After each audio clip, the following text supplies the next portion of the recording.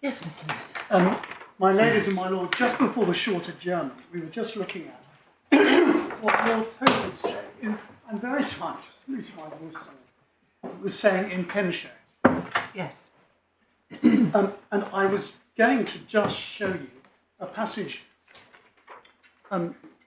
which doubts the position of Lord Hope in Jones, where Lord Hoffman says that. But before I do that, so we can dispense with Pinochet, can I just show you what Lord Millett says? And he is dealing with the matter at page 268 in the internal pagination, page 405. So that's tab 10 of my volume 1. Do my ladies and my lord have that? Yep. Yes, thank you. Page 206, internal 268. 268, my lady. Yes, we have At that. 501, between F and G.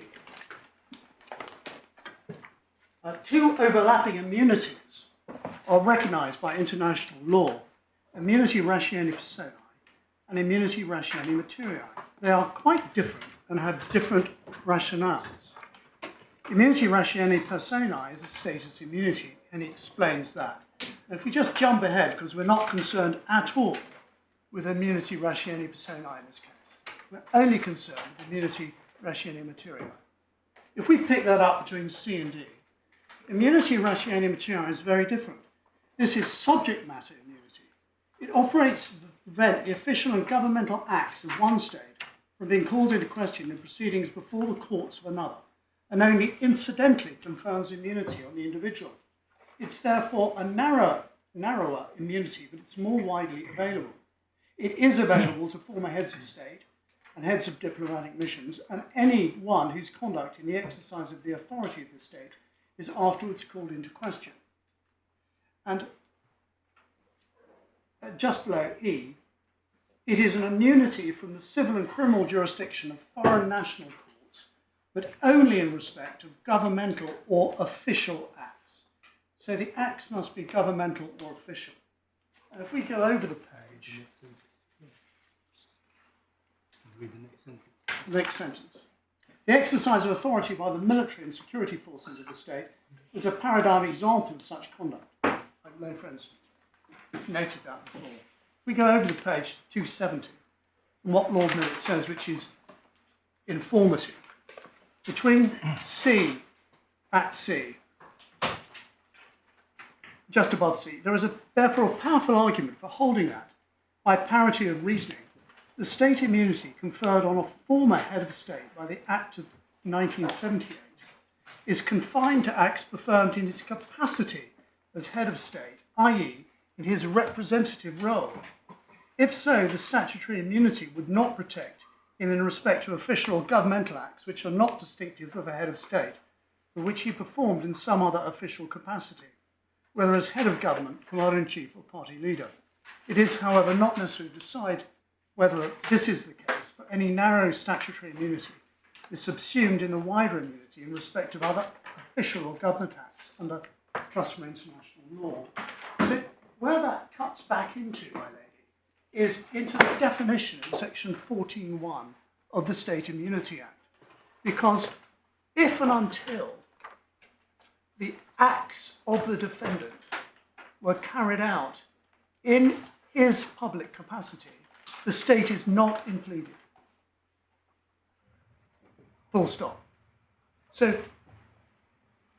the anterior question is whether the acts carried out were in his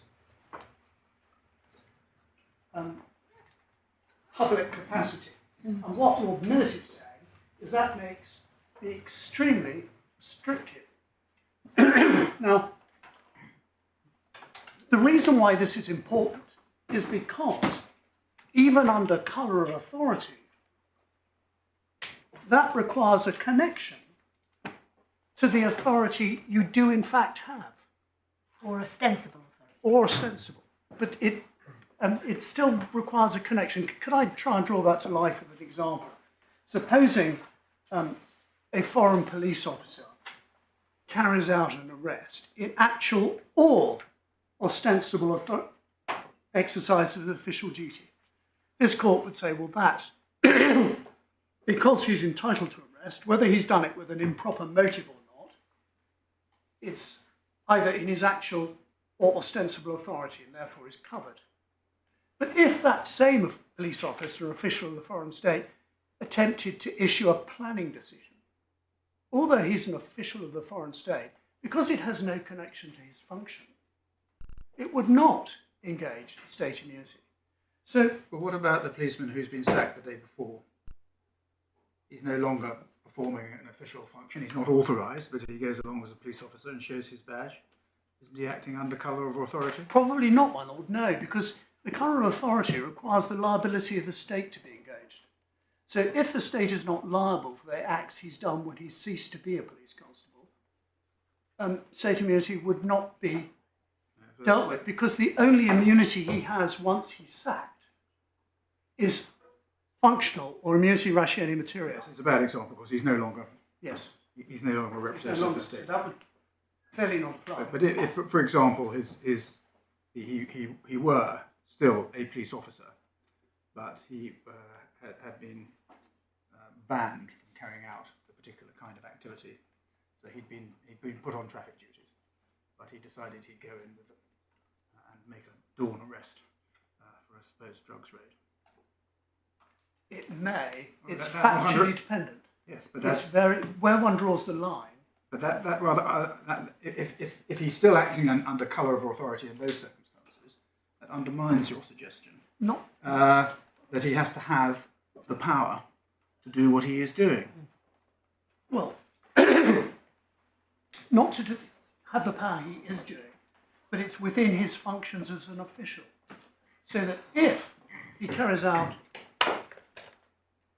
an arrest, which would be within the power of any police constable, then it may come within the colour of authority. But if he does something which no police constable has any power to do, or it's not within his functions, we would respectfully say that would inform whether or not he could be acting in ostensible authority. Because it's not simply, Malay and Fred would like to say, a sort of Louis XIV, Lestat c'est moi, everything I do, if I'm head of state, is an act of state. That's not right. It's delimited, as we've seen from Lord Hope's original comments, by the functions which are given to the head of state by the Constitution, where he is head of state. What if he acts, what if he is the head of state and it's a titular role and the head of state has very little power, but nonetheless he instructs the head of the secret services to go and do a covert operation and raid somebody's house, and the head of the secret services acts on that ostensible authority because he is the head of state, no matter that he didn't have the power. Well, my lady, with great respect, I think there's elided two concepts there. Have I? If the head of the security service has done it because he is head of state, that may invoke ostensible authority. But he's got no power. And The head of state's got no power, and you said he must have the power. no, if I did, I will correct my it note. to the. It must be within his functions. His functions, if there's no connection to his functions, it's difficult to see how it could ever be under colour authority. But it will in all cases. Are you taking this from the passage in Pinochet that you've just taken us to? From Lord Hope. Yes. Yes. No, Lord Millett. Oh, Lord Millett. Because it does, however, say it's not necessary. He did, however, say it's not necessary to decide whether this is the case for the quite. Well, it wouldn't be in that case. Can I seek to explain what we would respectfully submit what Lord Millett was getting at? But if you could give an answer to my question, because you said I'd got it wrong, I'd elided 2 points. Oh, yes. And I'm sorry, my lady. I'm sorry. totally clear My fault. why. I interrupted. Sorry, my lady. If the head of state, it's not part of his functions to give instructions to the security service. Yeah. But nevertheless, he does.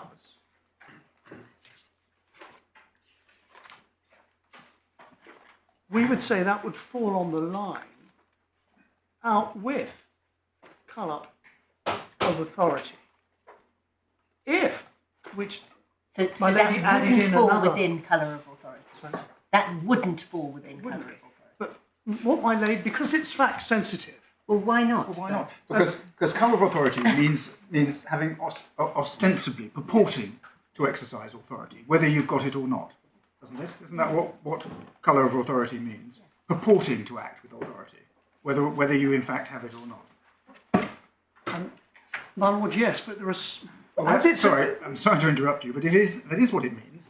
And the very definition contains the proposition that you can be acting under colour of authority without having authority. My lord, I accept that. Because this is always a matter of fact, and as you'll see, it's difficult where to draw the line sometimes. And we can have a look at what Lord Wilberforce said in El Congreso, saying motive generally isn't relevant. Sometimes it is. Because sometimes there's a line. I'm sorry to interrupt you. We're not on motive. We're on authority. You were, I think, trying to persuade us that something had to be within the person's power, or within their function. Yeah, that's too much, my lord. I don't seek to persuade you of that. All right. What I seek to say is it's relevant to deciding whether someone acted under colour of authority, because they're not. If I have power to do something, it's easier to see that it's committed under colour of authority if you're doing it abusively. If you have no power to do that act, it may be more difficult as a fact to decide that you've done that under colour of authority. But in each case, it will be fact specific. I'm not sure how this fits in with Jones.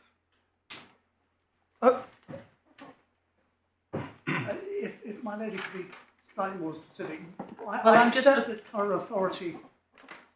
Well, for example, I'm just dipping in to Jones, but at paragraph 78, Lord Hoffman said, it seems thus clear that a state will incur responsibility in international law if one of its officials, under colour of his authority, tortures a national of another state, even though the acts were unlawful and unauthorised. I hold that for the purposes of state immunity, he was not acting in an official capacity would produce an asymmetry between the rules of liability and immunity. Now, that doesn't seem to sit comfortably with the analysis that you're conducting at the moment. Well, perhaps I've expressed it inelegantly. If one goes back to what one has to look at in this particular case. Yes. So, for instance, if General Sayn-Wittgenstein-Sayn was acting simply as his friend, as a fact,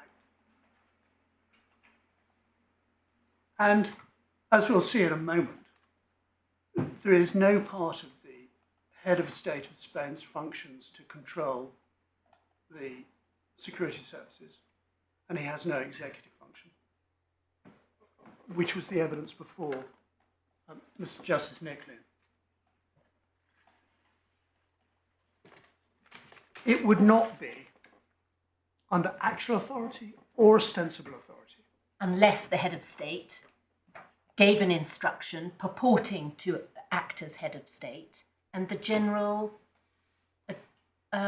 accepted that instruction and acted on it. I agree with that in those circumstances, but that is not what we say here has happened, and that's not what's pleaded. Well, But my lady is which right. version of your pleading? Well, in the one which has been amended by the order of Mr. Justice Nicklin, which we'll look at in a moment, which has it in red. So is that an acceptance that your original pleading did? No, it's not. No. It's not an acceptance. It was a clarification that the ambiguity of whether or not it was said that General Roldan was acting in a official capacity or as a friend of the defendant. Because if he's acting as a friend, I think even my learned friend would have accept that. He's not acting under colour of authority. Or he's not acting under actual or ostensible authority. He's saying to his friend, which he has no official power to order him to do, will you go and do something?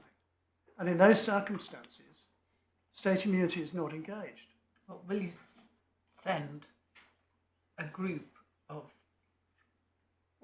representatives from the services, the secret services, to a foreign country to covertly Yes. enter and search someone else's house. The argument is slightly more nuanced in that the mere fact that if the CNI went there, which we now say is not part of our case, they went there would not of itself. Well, you're now calling them contractors rather than CNIs. No, we're not. The contractors are from Nicklin, which are a private investigation firm in Spain. My own friend has painted very eloquently a different picture from that which, when I take you to the pleadings, I hope to be able to persuade you, is what was alleged then and has now been more than clarified now in the draft particulars. Because the pleadings are simply a tool of this court to make sure that the principle that we don't sit in judgment on another state is breached. But it may, I want to take you to the case of Belhage in a moment, but if I could just develop this argument just a little bit more so your lordship see where I'm going. And I will go back to Jones because Jones is important. We've looked at the Lord Millet, who we say takes quite a narrow view of this. And in fact, we haven't actually even looked at section 14 in terms. I know it will be familiar to the court, but if it's in the same bundle. If we go back to section 14, which is in tab 1,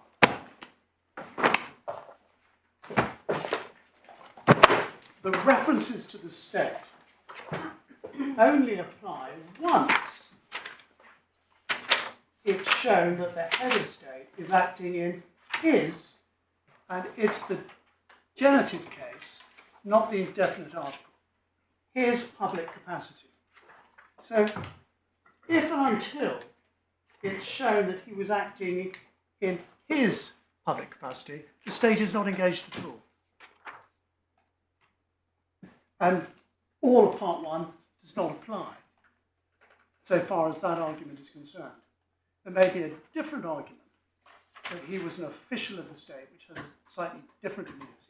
But insofar as we're concerned here, if and until, notwithstanding he's the head of state, it's shown that he was acting in his public capacity, part 1 is not engaged.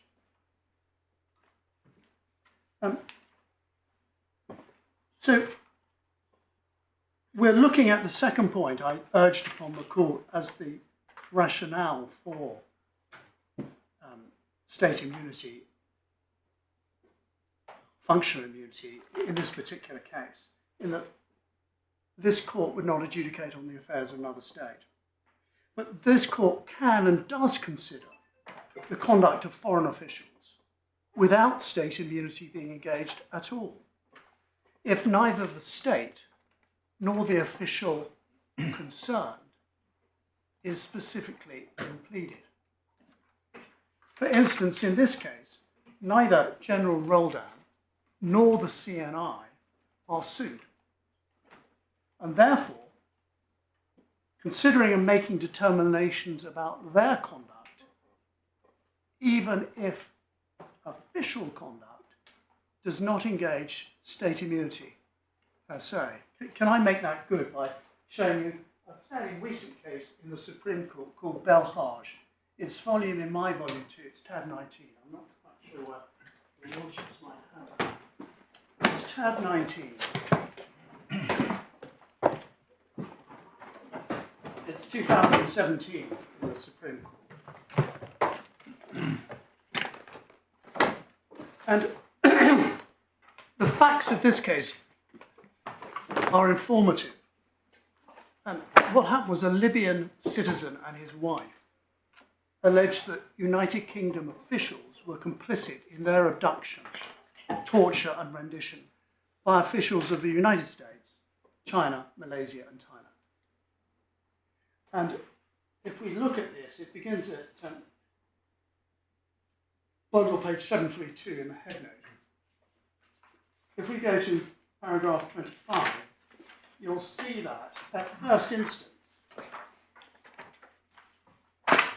Mr. Justice Simon, he then writes, says, in his detailed and careful judgment, Simon J. held with regard to state immunity that the claim does not implicate China, Malaysia, Thailand, and the United States, or Libya, or their servants or agents. And of course, these are the actual agents who carried out the abduction, rendition, and alleged torture on the pleadings.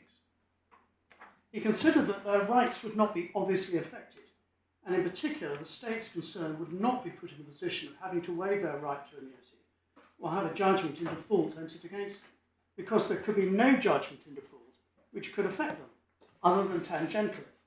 Furthermore, he considered that immunity does not apply merely because the court may be invited to consider the actions of a foreign state or its agents. This chimes with a point my Lord Justice Popplewell was asking about earlier, about the actions of, whether the actions of agents themselves engage a state immunity. And if we just move to paragraph 30, that we're still in the judgment of this court. What this court said at 30, by the respondent's notice, the defendants seek to uphold the order of the judge on the additional ground that, contrary to the judge's conclusions, claims which he struck out are also barred by state immunity. And the summary of conclusions at 31.1, state immunity does not bar these proceedings. Now, if we go to 36, under page 759, a further extension of the principle, which does not appear in the 78 Act, is nevertheless well established. When a suit is brought against the servants or agents of a foreign state, the state is entitled to claim immunity for its servants or agents, as it could itself sue. So there's a general position that if the general roll-down or the CNI had been defendants in this action, their acts may engage state immunity, but they're not defendants. And what Belhage goes on to say, that unless the state or the official themselves is sued, state immunity is not engaged. If we just, what they're referring to at paragraph 36 is in fact the wider immunity that Lord Minute was referring to in Pinochet number 3. At 39,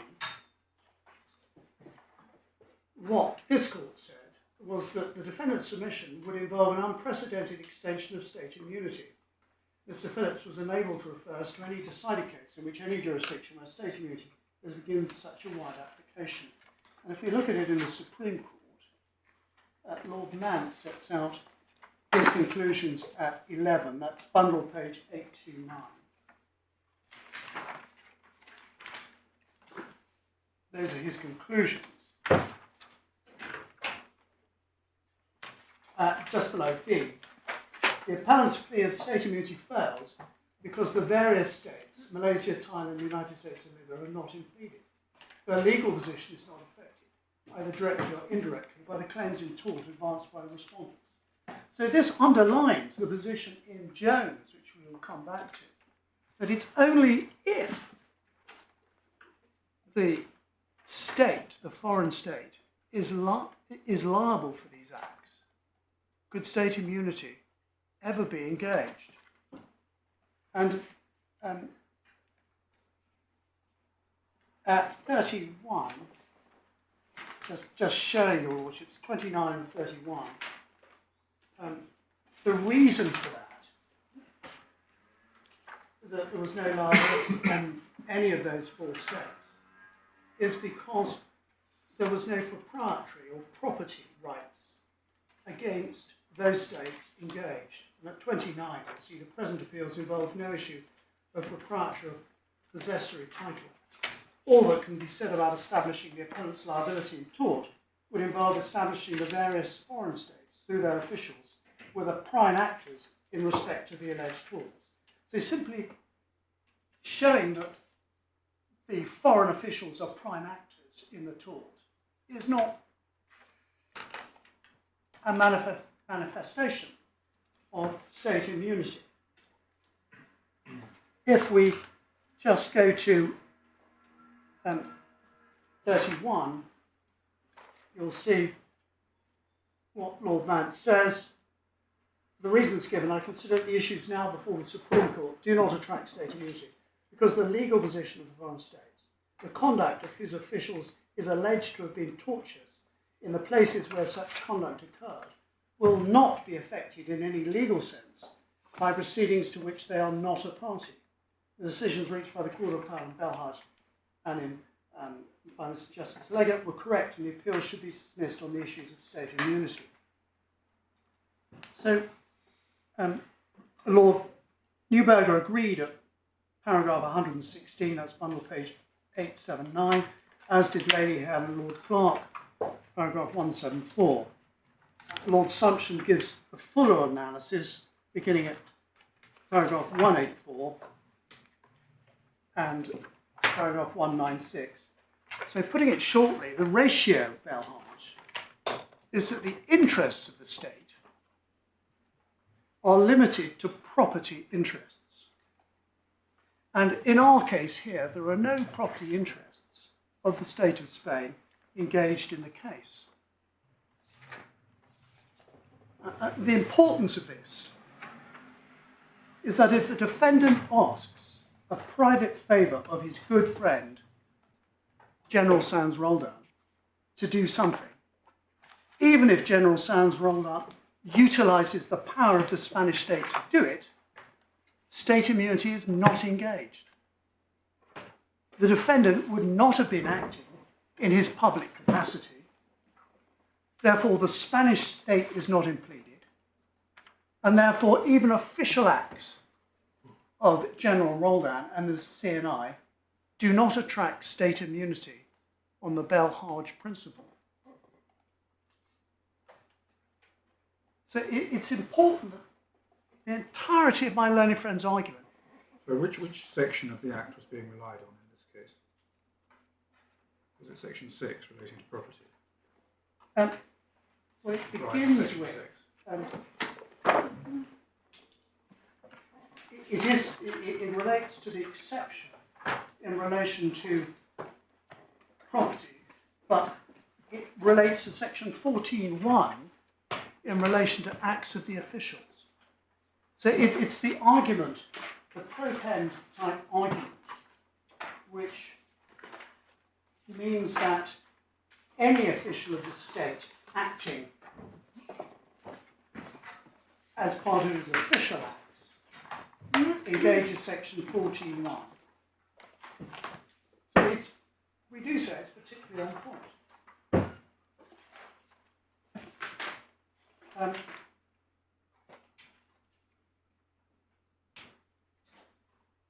So one has to have an intellectual rigour here, to, first of all, to decide the question under section 14.1.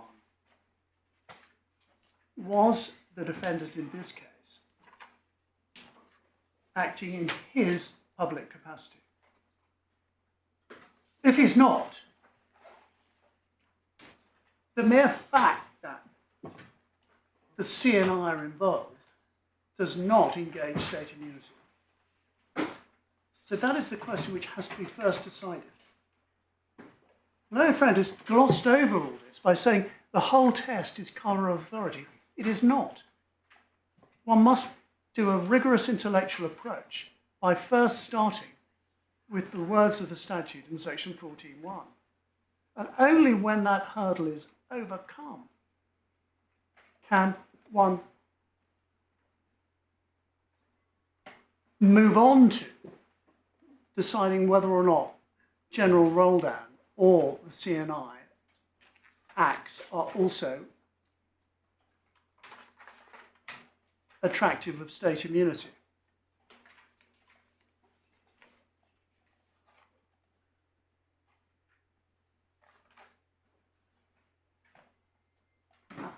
I see my lady, my lord's doing some further reading. I don't know if I'd Well, what I'm trying to see is whether this case was about Section 14 at all. Yes. Or whether it was a claim to immunity under Section 1, or claim would be immunity under Section 1, and the question was what was meant by a state in the context of Sections 5 and 6, and the wider definition of what a state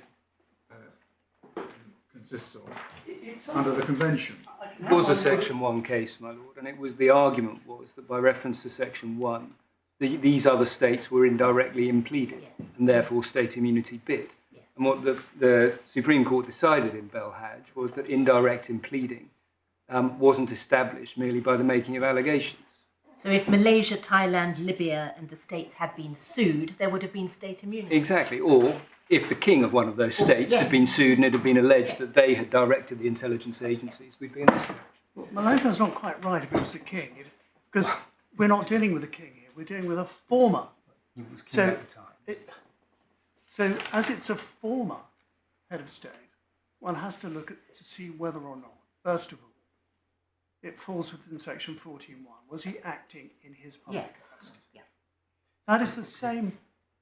But I'm not Same sure concept. how the principle in Belhaj helps you. Because Malaysia Friend has argued and prayed in aid that simply because because in the pleadings it talks about the CNI carrying out surveillance or the general acting pursuant to the CNI. That is actually not the correct first question. That may... So what do you say is the first correct question? The first correct question is, under Section 14.1, is the act complained of,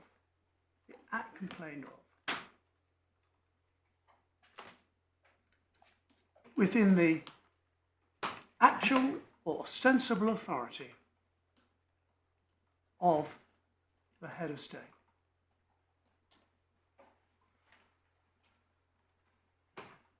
I.e., was the act complained of carried out in his public capacity? If the act complained of was not carried out in his public capacity, the Kingdom of Spain is not impleaded.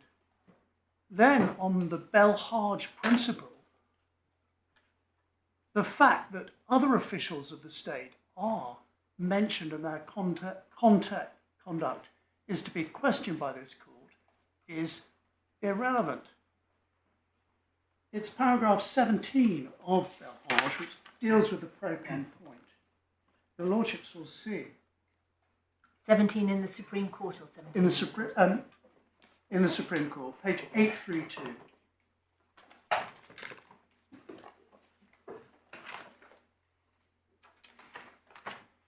Some uncertainty exists about the appropriate classification of the undoubted immunity which exists in relation to proceedings against state officials for I'm acts so sorry, where? Oh, paragraph 17. 17, my lady, Sorry. yes.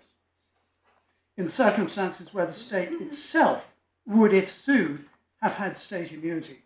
That immunity is firmly established in Propend and in Jones, but the two leading speeches in Jones, both of which are all members of the House express their agreement, explain it on differing basis, and that's set out. And as to answer my Lord Justice Popplewell's question, Lord Hoffman relies upon 14.1b in order to bring it back into the definition of state.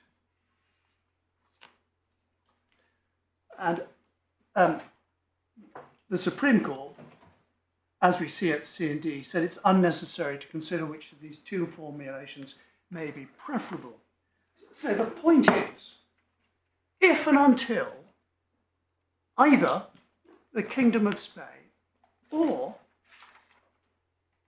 General Sans Roldan or the CNI are impleaded, it doesn't matter that this court may have to make decisions upon their conduct, because that does not offend the principle of parem parem. We're not sitting in adjudication upon them because no liability arises. And only if liability arises would this court be sitting in judgment. Mere fact it can decide whether it happened or not is nothing to the point. So all that leads back to the anterior question. On the statute, was the defendant in this case acting in his public capacity? If he was, then the Kingdom of Spain is impleaded. If he wasn't, it's not. Nothing else matters. And it doesn't matter that the general was carrying out official acts. It doesn't matter that the CNI were carrying out official acts. It's the hurdle he has to first get over in order to show that the Kingdom of Spain is impleaded. And it's only impleaded on this if Section 14.1 is made out in relation to acting in public capacity. I understand what you're saying as a matter of logic, but your amendment seemed keen to focus on the capacity in which General Roldan was functioning, not the capacity in which the King was functioning. The only amendment, as I understand it, in the First Amendment, as to expressly define what capacity anyone was acting in, was to suggest that General Roldan was acting in a private capacity and to delete the references to any activity by the CNI. But you say that's all irrelevant. That's all. And the activity of the defendant himself is quintessentially a private act. It cannot, carrying out harassment in a domestic scenario of a former person who you're in a romantic relationship is never going to be seen as a sovereign act. Well, but that isn't the question. The question is instructing the security services to do a sweep and to survey and to do whatever else they did. Those are the acts we're looking at. Most private individuals harass one another in private ways. These are not private acts. These are public state acts, and the question is whether they were the head of state's public acts. Well, lady, we respectfully disagree with we'll look at the pleadings, because these are private acts. And the fact that it's been glossed over, and I will take you to the pleadings and the amended pleadings in due course, but the threatening of a former partner is not a public act. It only depends how it's done. If the threat is through use of the security services or through use of covert surveillance and black ops, which I think is what were the words that were used in the interview. That's why I conceded below it might, if that were the case, but that's not our case. Our case is that this was a private act. And if this was a private act, because General Roldan did it because he was his mate and a friend of his. You're going to have to, I gather you're going to take us to the particulars. I will. Because that doesn't seem to me on first reading, I will. and even second or third reading, I will. to be the case. I accept that the amendments would drive in that direction. Yes. But this judge was looking at these pleadings. Yes. Well, can I just finish with the law before I go to the pleadings? Of course. If I can, just so that we understand where we are. I was just dealing with the second principle that we need to finished consider. with Belharge. I've dealt with Belharge, yes. Thank you. So where are we going now? Well, I was simply going to reiterate a point I've already made. Perhaps it loses in repetition. But one has to construe the words in his public capacity. It is his function, and it requires a consideration of his public functions. And we say that chimes with the words of Lord Millet and Lord Hope, when they both say you have to consider what were his official acts. And the defendant was a constitutional monarch. The evidence of his function was before the judge. We've got that in supplemental bundle, page 15. In the evidence produced on behalf of the defendant, the affidavit of Mr. Constant. And this is from Article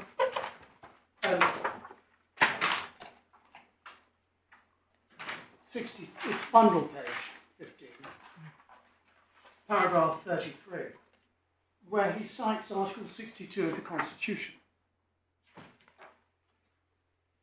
which sets out the functions and powers of the king.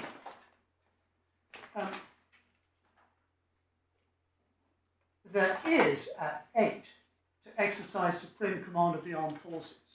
But that, of course, the armed forces are under a different part of the State Immunity Act. If one looks at it's section 16.4, State Immunity Act, which excludes part 1 in relation to armed forces. Well, was General Roldan a member of the armed forces of Spain? There is no evidence either way. Is that not the natural inference from the fact that he's a general? No, my lord, in that he was, well, maybe you can be, in many of the countries, you can be a general in different parts of the public service. Certainly the position as he was head of the CNI, which is the State Security Service. So, if he were... You're asking us to say, as a matter of evidence, it's clear that constitutionally the king had no power to give instructions to him. Well, I'm going to that put depends upon you establishing that he wasn't a member of the armed forces, doesn't it? Well, we say the burden's the other way, because my learned friend is claiming state immunity. In order to get to state immunity, the first stage is whether in public capacity in section 14.1 was engaged. No evidence was put forward on behalf of, other than this, as to the position of the defendant or any other party in the pleadings at all. So we say that the burden is actually on the applicant who is asserting state immunity in these circumstances to show that they were in fact impleading the state. Well, would it be fair to put it in this way, that the pleading has to be read on the footing that it may or may not have been part of the king's functions to give instructions, to give lawful instructions to General Roldan. It may or may not have been. The pleading's just silent on that, and we have to... That's correct. That's correct. The pleading is silent on that. But the pleading has been amended to the extent, I'll come to that in a moment if I may, just dealing with my lord's questions. But yes, sorry, when I say the pleading, I mean the original. The original pleading. We'll come to that. But we do see that it's quite clear that the king has no executive function. It's the same as our monarchy here. If King Charles wanted to speak to the head of the security service and ask him to do something, would he be doing that if he was his good friend or in exercise of his public capacity? We say it's difficult to see if he's asking someone to do a favour. It becomes a private act and it's not a public act. The whole rationale behind section 14.1a is to cover public acts, to cloak someone with functional immunity, so that immunity, sheni material, functional immunity, is engaged, so that we are not deciding upon acts of the foreign state. So all these things go into the context, and this evidence was before the judge. So we do say that, thirdly, where an action can only and exclusively be carried out in exercise of sovereign authority, that is a clear indicator that there was actual or ostensible authority. And it's only the act, such as signing a treaty or other act like that. But where the act is intrinsically private, which we say it was here, that in itself is a strong indicator that it's not done in exercise of actual or ostensible sovereign authority. Because we have to look, as we'll see in a moment, at the entire context.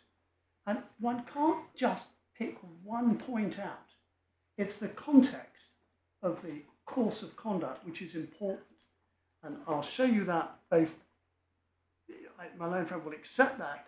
He already accepted in Circus when Mr. Justice Carroll said it's the entire context which is important. So one can't just pick out the one point, and one has to look at it in its entirety. So on that, if one looks at the overall context of what was carried out here, example, when Sayn-Wittgenstein continued to act as a go-between, as it were, after the defendant abdicated, and there can be no suggestion that after he abdicated, he was acting pursuant to official orders or under colour of authority. Neither can the CNI. So anything after the 18th of June, why should he have been acting pursuant to official orders or colour of authority prior to the 18th of June? Because the course of conduct continues. So it's a strong indication that if what he's doing afterwards is not an official act or under colour of authority, it wasn't before. And it was done simply as a favour. To make that good, can we briefly look at Circus? Again, I know we've looked at it in my learned plans, but we draw a completely different position on the facts. Circus is at tab 30, bundle page 1431.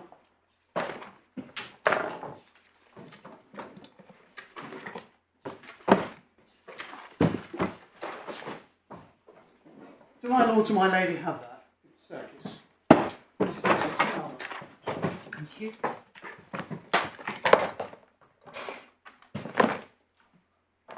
This case is miles away from the present case. In Circus, the conduct complained of was eventually, before it was even wider, but eventually, the designation of the Circus family under Article 41.1 of the Deposit Guarantee Fund Law of Ukraine and Decision 105 made by the RP Commission for Designation of Banks-Related Persons.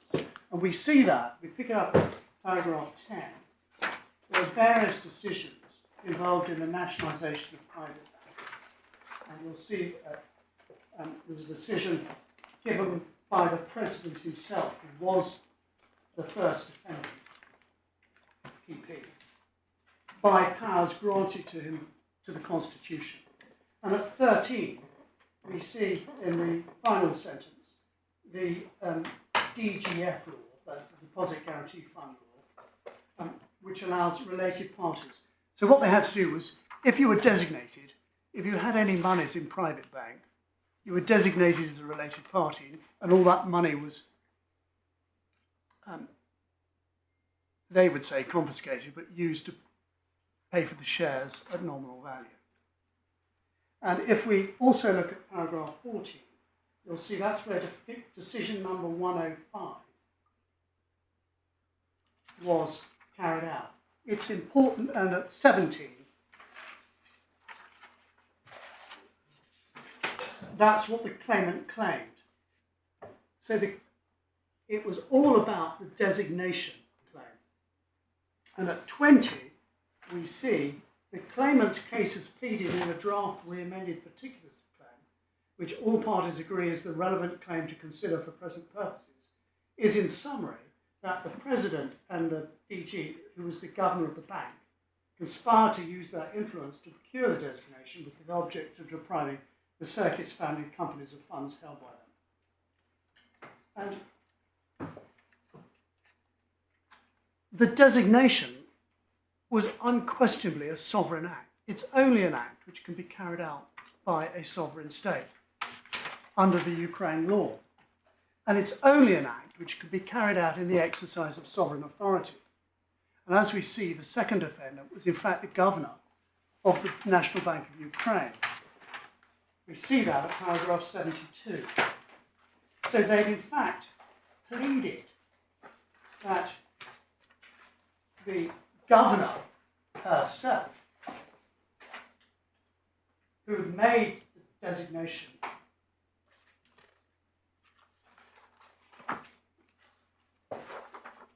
did so in some form of private capacity. Now, if we look at 73A, just as you'll see, that's the point I've just made. PP, that's the president and VG, the governor of the bank, had the ability to influence the designation because it was taken by the commission. The commission was formed by the board of the National Bank of Ukraine, which consisted of VG and her deputies. And at 79, you'll see it's not in any event correct to view the state immunity issue narrowly by considering only whether the procurement of the making of a designation, divorced from its context, attracts state immunity. As Lord Wilberforce in Il Congresso and Lord Hope in Holland both make clear, the process of characterisation of the Act requires that it must be considered in its context. I'm dropping down a few lines. The court must consider the whole context in which the claim is made, with a view to deciding whether the relevant act on which the claim is based should, in context, fairly be considered as within the sphere of governmental or sovereign authority. Once one asks that question in the case, it answers itself. The designation cannot be artificially excised from the context of the state failing as a whole, and of which it's an essential part, in which both the president and the bank governor play a central role in their public office.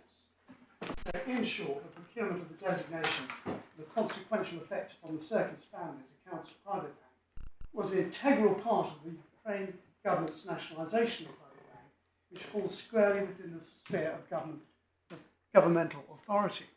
So, on its facts, this decision was plainly right. It wasn't possible for the claimant to excise and say, well, they were only using the private influence, when in fact they were not only were they the officials, they were officials involved in the decision itself, and the decision itself was a sovereign act. So that is the context. So if we compare that to the instant case, where we look at the whole context, the context is domestic harassment of a former romantic and intimate partner. That is the context which one has to look at. And it is a complete factual contrast to the... Well, yes, but for, as is pleaded originally, purposes which include preventing her from doing something which might incriminate the king, which may be a private purpose or may be a state purpose. It's completely ambivalent about that. So I understand you can say, well, context can include motivation, because if what is done is obviously done solely for a private purpose, although that doesn't rule it out as acting in a private capacity, it might shed some light on whether what is being done is in a public or private capacity. But what we have here is motives that are alleged, which are consistent both with a public objective or with a private objective. And if that's so, how do we get anything out of motive? You portray it as though the starting point is this was obviously solely for a private motive. But that's not what you pleaded, or not the only construction that can be put upon what. Can we turn to the pleadings now, then? That would be a good point, my lord. Can I just first of all say about the pleadings, in a state immunity context? In state immunity, the status the pleadings have is not cast in stone, which is what my learned friend would like us to have. The rationale behind looking at the pleadings, because we don't look at evidence and we don't look at other matters, because initially the use of the pleadings is a tool the court employs at the start to ensure that it does not make findings that offend the principle of state immunity. I mean, that is why it's using the pleadings. Therefore, it is important to look at, in fact, what is the case as advanced by the claimant. One has to accept, at this stage, the pleadings as true. Well, That is the principle. All versions of them, or just the last version? Or just the first version? Or just the first version? Well, Which version? the first amended pleadings pursuant to the order of Mr. Justice Nicklin. Could we just look at those? But could you just help me first? Do we have to accept the original pleading as true, given the sworn statement of truth that was attached to it, and the proposition that you've just advanced to this court? Well, the pleading has been amended with another sworn statement of truth. Yes. So should we So treat one has both to of look them at as true, or only the latter? the latter. Unquestionably the latter, because that is amended pursuant to the order of the court, and that is what will be determined at trial. So if we look at that, that's in the core bundle. If you look at the core bundle, at tab 12, page 147.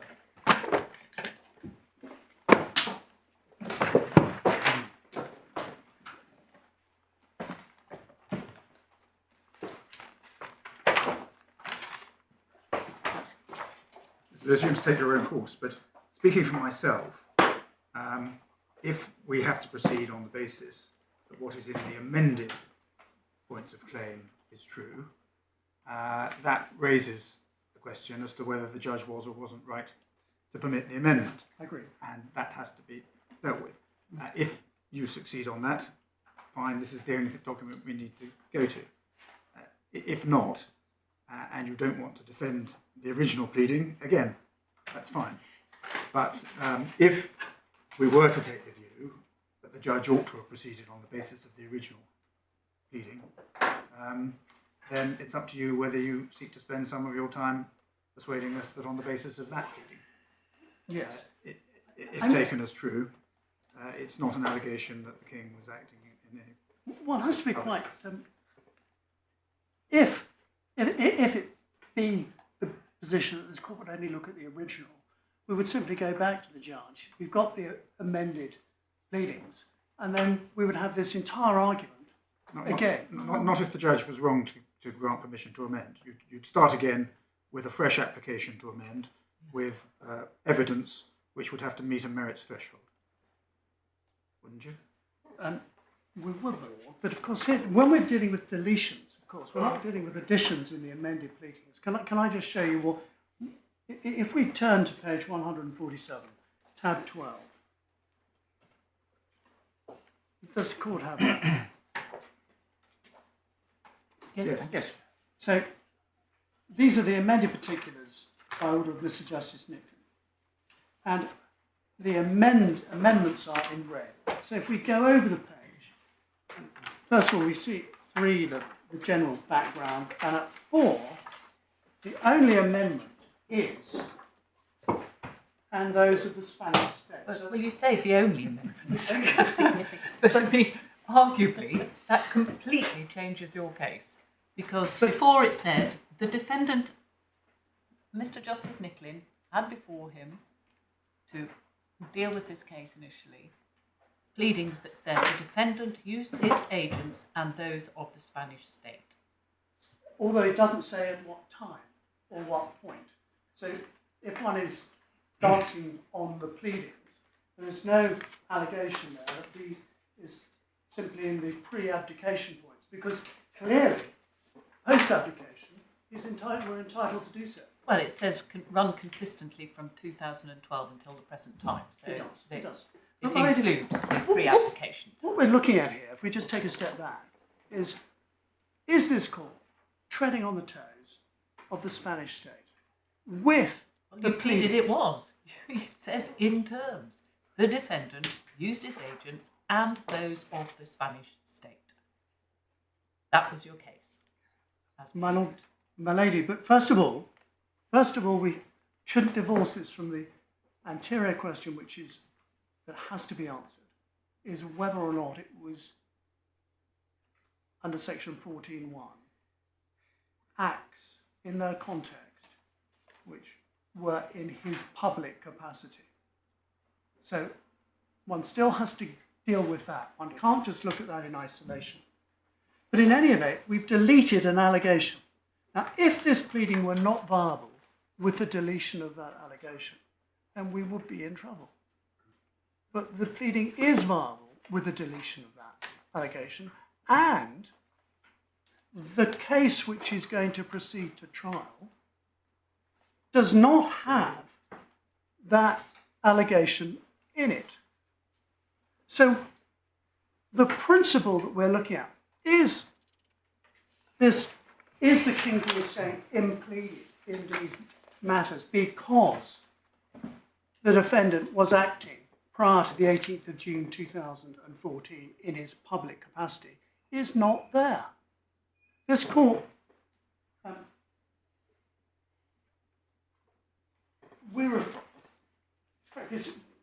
the case we're advancing is not the case the defendant would wish us to advance. What he's doing is he's putting up a case, and of course he has to do that, because his best case is, well, on the original one I can make this argument. On the amended pleadings I can't make this argument. So what I'll do is I'll delay everything by sending all this back to Mr. Justice Nicklin. We'll see whether we get an amendment. And then if he grants an amendment, we would have the same argument again. I'm not sure you would. Well, we wouldn't have the same argument. The other way around. We haven't heard very much from Mr. Rossi seeking to attack the amended pleadings if that were the case that the judge ought to have been considering. But if he's right, and I know you haven't yet addressed this, if he's right that the judge shouldn't have permitted the amendment, or if the amendment goes further than that which he did permit, I think Mr. Rossi would say those are two separate points. But on either of those hypotheses, then it's got to go back to consider whether an amendment should be made. And if on the current pleading there is immunity in relation to the Pre-Abdication Acts, then it depends whether you get permission to amend or not. And Mr. Rossi's point is it's not a given that you'll get permission to amend, because although these are deletions, as you put them, there's a merits test to be had, or you'll have to decide whether it's a device.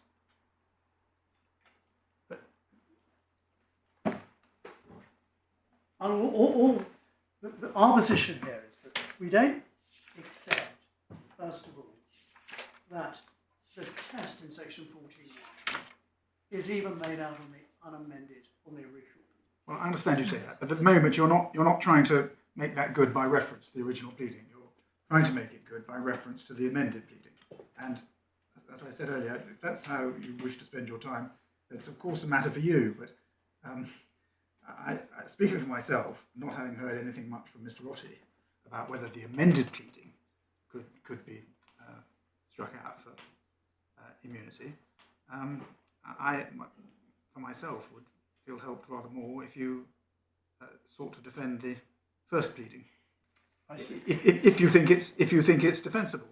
It is defensible, and I'll do. But may I do so? Sorry, I'm only speaking for myself there. That's I quite a agree. presumption. No, well, I agree, because I mean what we know, because we've looked at the amended pleading, and we know what your core point is about that, is that it now refers to completely private actions by the king with, as you refer to him, his mate helping out. So, for example, at paragraph 19, the words themselves were clear and sinister, but they were made all the more so by the fact that they were made by the head of the CNI. We now have the name of the general, notwithstanding that he was acting in a personal, not official capacity. And again at 46.1, the defendant and the general used contractors and agents of the CNI, and now you've deleted CNI. So we don't need to go any further with the amended particulars to know what your case is about it. But as my Lord Justice Popplewell emphasises, we haven't made a decision yet about whether or not the judge fell into error in permitting or taking up your offer, as he referred to it in his judgment, of making substantial amendments to the pleadings in an informal way. So on that basis, I too would be assisted by your submissions about the original pleadings. obliged. Could I just pick up 19 then? Because Malone and Friends says this is an example of an allegation that the general was acting in his public capacity. That's what Malone and Friends says. But if one reads the original pleading, I'm not going to go to the red amended, it doesn't do that. All that it says is the claimant and General Sayn met in the Connaught Hotel, etc. And then, importantly, this threat reasonably made by the claimant's fear for her life and that of her children. The words themselves were clear and sinister, but they were made all the more so by the fact they were made by the head of the CNI. That does not on the defendant's behalf in the United Kingdom. Whilst the Monaco operation was ongoing, the Monaco operation being, on the original pleading, a CNI state-sponsored operation. Well, my Lord, And the beginning of the paragraph, which you didn't read us, in early May 2012, the defendant told us that the general would be arriving in London in order to meet with her in person in terms that made it clear that he required her to meet him. You did tell us to look at context. yes, I did. But if we're looking at the black letter of the pleading, but the context needs to look at the entire context of the course of conduct. Well, that's what we do. We're looking at Monaco together with the defendant having told us she had to meet him and then his behaviour when he saw her. But the conduct is one continuing course, my lady, we will respectfully submit, that goes on to, in fact, to today. So it's not, when one's looking at the snapshot at that time, one has to look at in the context of the claim against the defendant, which is a course of conduct of harassment. And I'm going to now seek to defend the original pleading. Shall we turn to those then? But can I,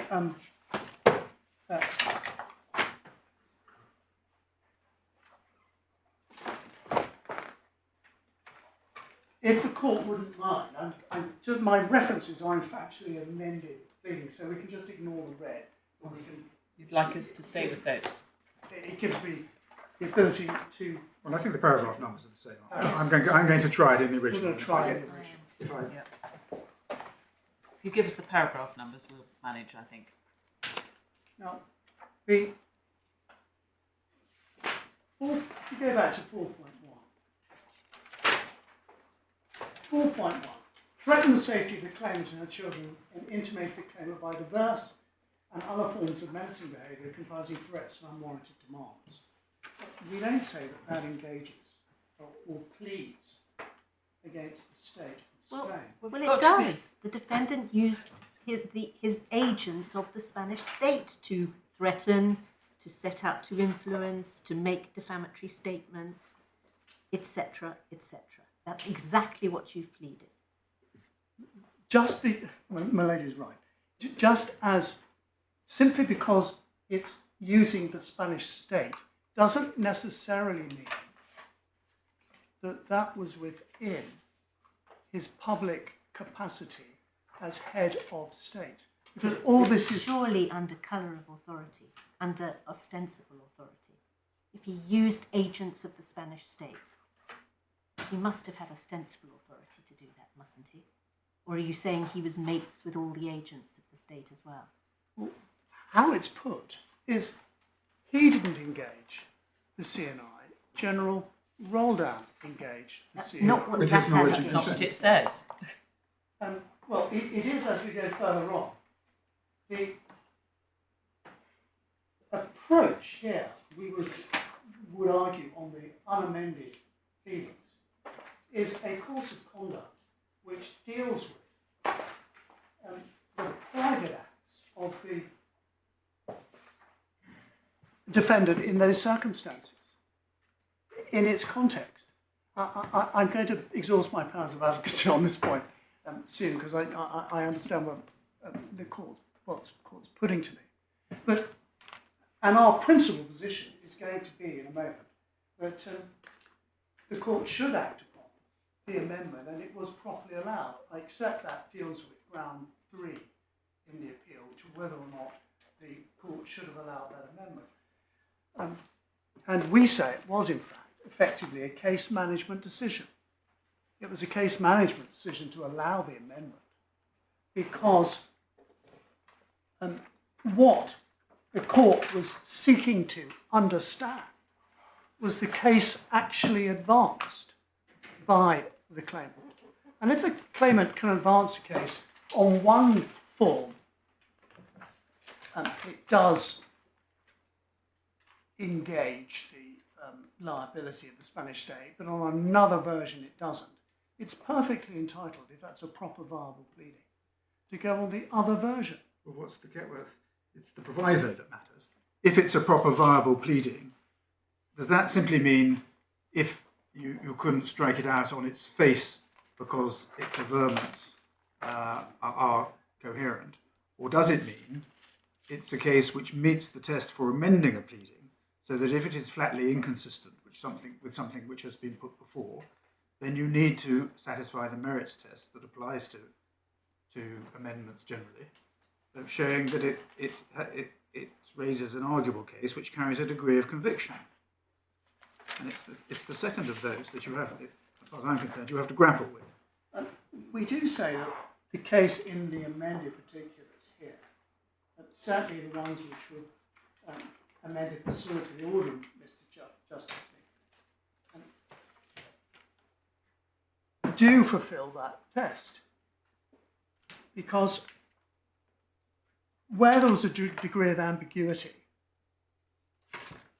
of exactly what was being advanced as our case, and we were asked in court what that was, we disavowed any intention to implead the Spanish state or their actors. That is the case upon which it would be fair and proper for the court to determine state immunity. Otherwise, we're doing an artificial position. We'll go back. Your Lordship then say, well, of course, you might or might not allow the amendments. And these amendments, we say have already been allowed. Yes. You've got to decide whether the judge was right. And we do say they were as part of a case management decision, which he made during the case to clarify the pleadings, which we did. So in those circumstances, the amended pleadings should be the ones upon which this court should determine whether state immunity is engaged, because it fulfills the principle of whether or not the actions of the foreign state would be determined so as to make them liable in this court. Can I just deal with some of the pleadings? I'm just conscious of the time.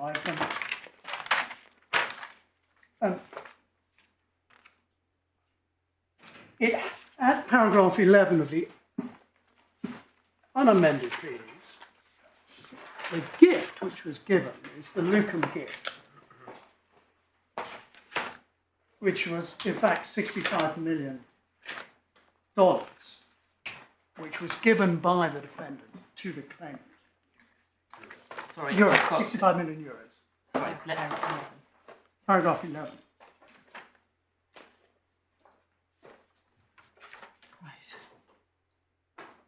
This is part of the context in which this claim is made. So during the convalescence, so this is in the pre-abdication Acts, and a gift of 65 million is given. And that gives part of the motivation when the money was not paid back or not put at the disposal of the defendant, is when the harassment began. It's made clear in 13, contrary to the argument that my learned friend kept repeated on about 4 occasions, that there was no amendment that General Roldan was acting in his private capacity.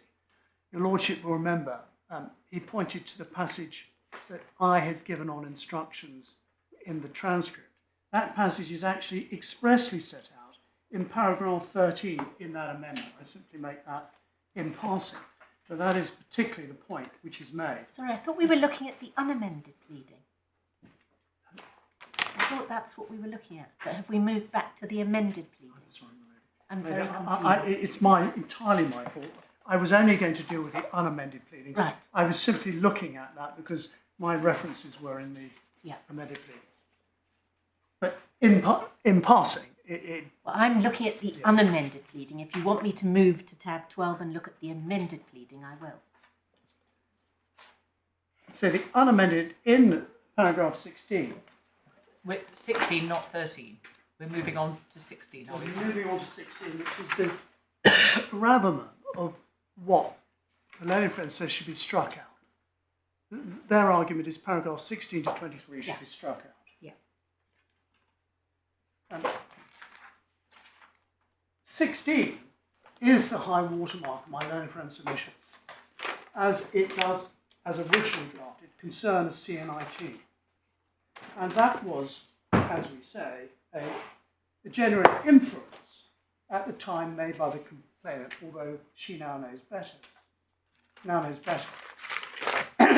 So you say it's an inference because that's said in the pleading, or because there's some evidence to that effect? There is some evidence, I'll take you to it. It says the Spanish T, it's in the supplemental bundle. It's there's an email which one finds attached.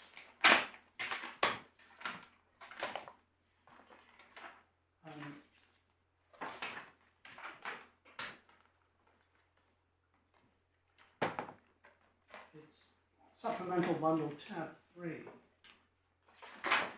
One will also find it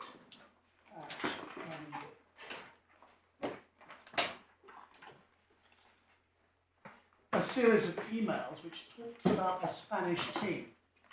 At no time do the emails, if one picks them up at page 61, with security. At 62, we're fully engaged with your physical security. This is Borbon, which is said to be, and repeated as General Sans Roldan, using a pseudonym. And middle, we're fully engaged with your physical security. My people have been in constant and direct contact with the security company in Monaco.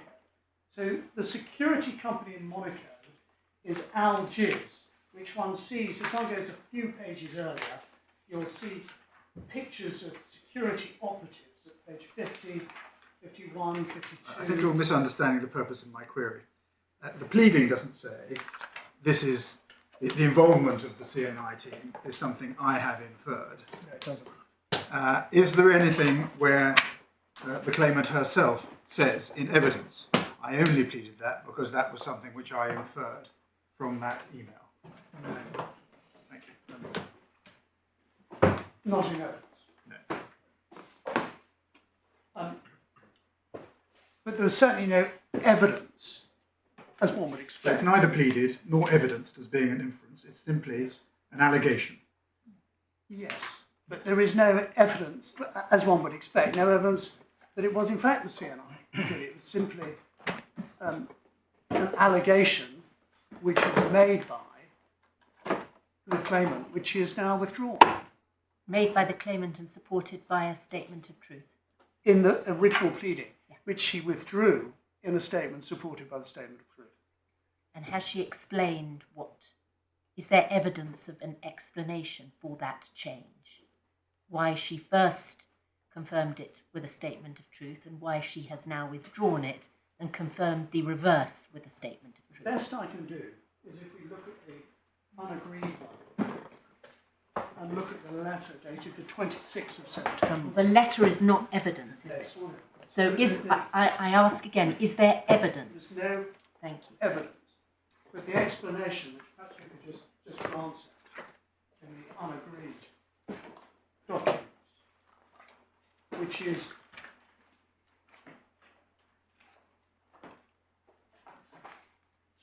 Is it page 70? tab 7, page 69.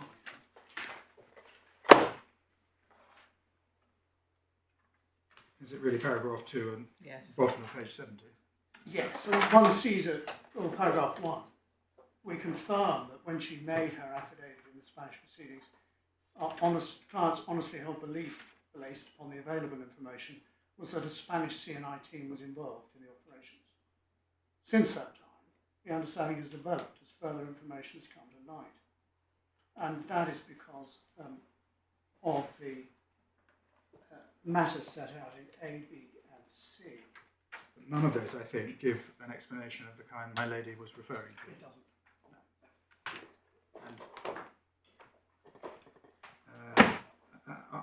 Are you relying on this as evidence before the court?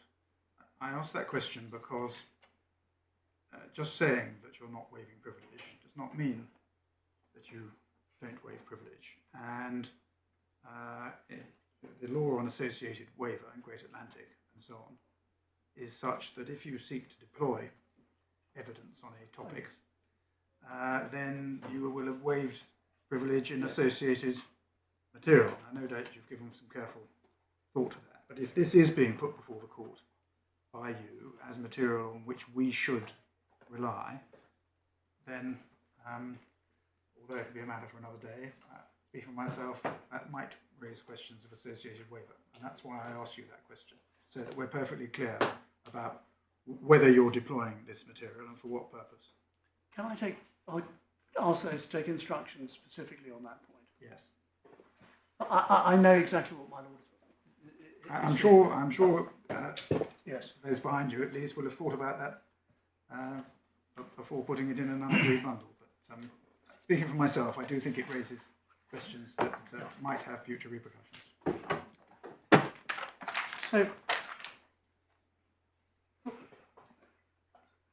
we do return to the position that ultimately the appellant's approach in this case is to ask the court to embark upon what we say is an artificial exercise, to consider the immunity objections to a case that is now not advanced, on the basis that it's an easier one for him to tackle. We do ask the court, therefore, to take cognizance of the draft amendments, and therefore I will have to grapple with, as my lord says, the fact that whether or not the permission to amend should have been granted in those circumstances. But can I move on to deal with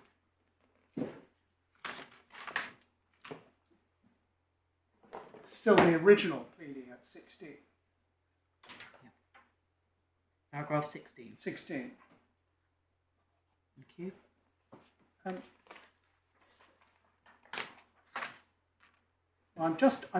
I think I'm going to come back to that in a moment, because there are some matters I want to deal with in relation to the judge's decision, which my learned friend has criticised as not taking into account the colour of authority test.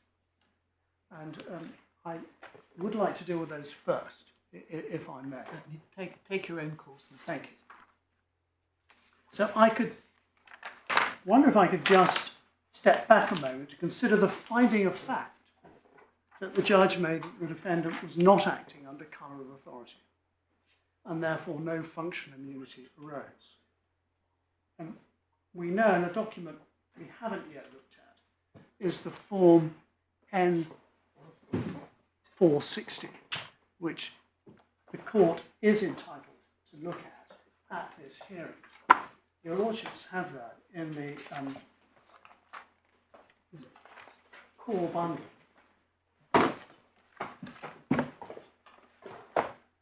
At tab, I think it's tab 9. 9.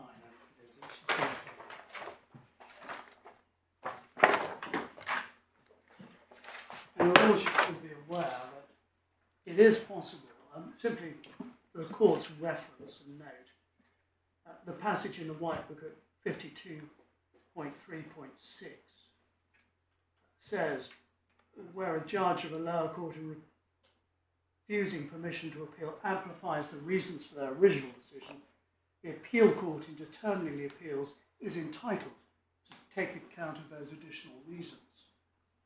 And what the judge has said in his additional reasoning is As regards functional immunity, I do not consider I have applied the wrong test. Jones and the Minister of the Interior was one of the authorities considered by Calvert J in Circus, which I followed, if the test is whether the acts were done in apparent official capacity or under colour of authority. And my findings were that they were not. So it is not right to say that he didn't deal with the colour authority test. Where did he do it? Just take us to I'll take you to where he dealt with it in the judgment itself, Certainly. so we can cross-reference that.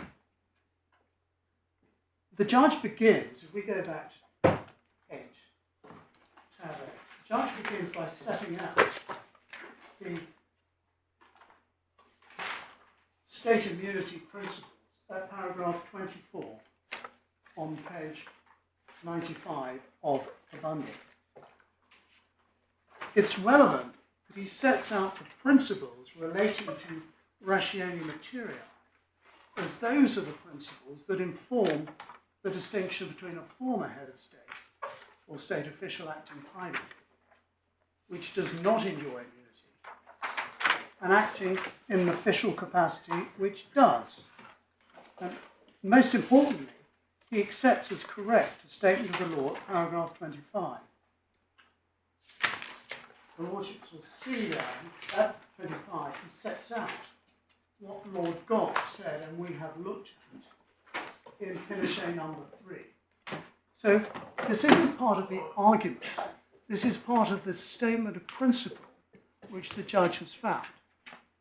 And this expressly includes the colour of authority test, as one sees from the few lines just above paragraph 26.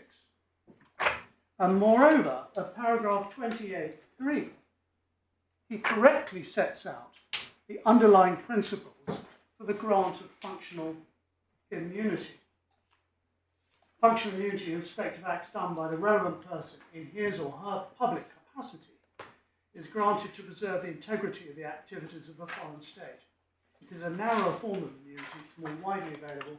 It's afforded to anyone whose conduct in exercise of authority the state is called into question. That is a correct position, and he's quoted from Lord Justice Aitkins. So it does follow. He has correctly stated the law on the issue. The judge then summarises the competing arguments. The defendant's submissions at this point are set out at paragraphs 35 to 38. And the claimant's submissions are set out at 49 to 53.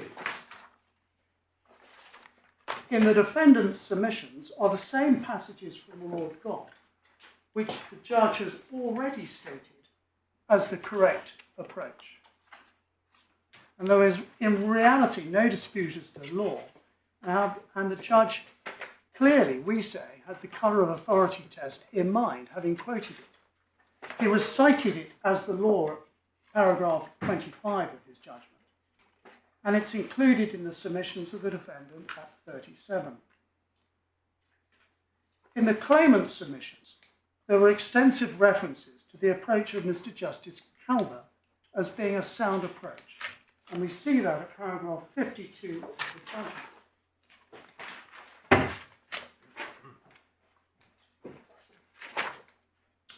Jones was identified at the quoted paragraph 56 of Mr. Justice Calvert's judgment.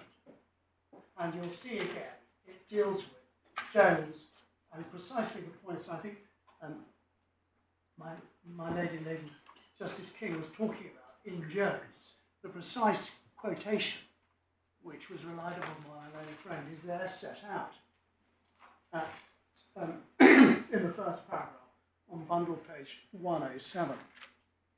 It follows that a fair reading of the judgment results in the position that the judge had in mind the colour of authority test explained by both Lord Gough in Pinochet and Lord Bingham in Jones.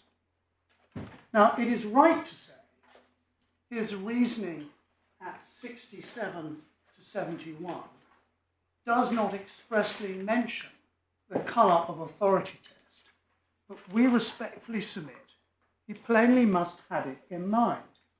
And this was confirmed by the form N460, which we've just looked at. So the precisely correct finding is at paragraph 68. The judge was right to find at 68 that the several constituent elements alleged against the defendant is not even arguably within the sphere of governmental or sovereign activity. The alleged course of conduct amounting to harassment is not of its own character a governmental act. It's quite clear harassment in these circumstances, we would say, is not a sovereign act. And this is reinforced when we look at what he said at 74. At 74, he has got clearly in mind the proper distinction between acts which can attract functional immunity and acts which can't. And he correctly identifies, 5 lines down, the only connection to the Spanish state in relation to the mailing acts is that alleged to have been carried out by General Roldan. Because in turn, if we're on the original pleadings, it's Roldan who instructs the CNI. On the amended pleadings, it's not. And as he says there, the making of allegedly harassing threats by email or telephone by a high-ranking official does not, without more, make them state acts. It's clearly right. And he cites the case of Malin. Now, my learned friend seems to diminish the impact of Malin, which is quoted by many judges as some police officer on a frolic of their own. But the principle in Malin is extremely important. So in Malin, where the police officer assaults the consul in the street, where he's a police officer and he assaults him, that is not an act which engages state immunity. However, when the police officer shows his badge and purports to arrest consul, that is under colour of authority. He was doing it for the wrong motive, but he was. So if we just draw that to life and think about the instant case, supposing the general is inside the claimant's home in London, where he's been, where he goes, and he carries out some abusive act against the claimant. It is impossible, we say that that is in the exercise of his public capacity as head of state. Simple. That is, we would say, the first starting block.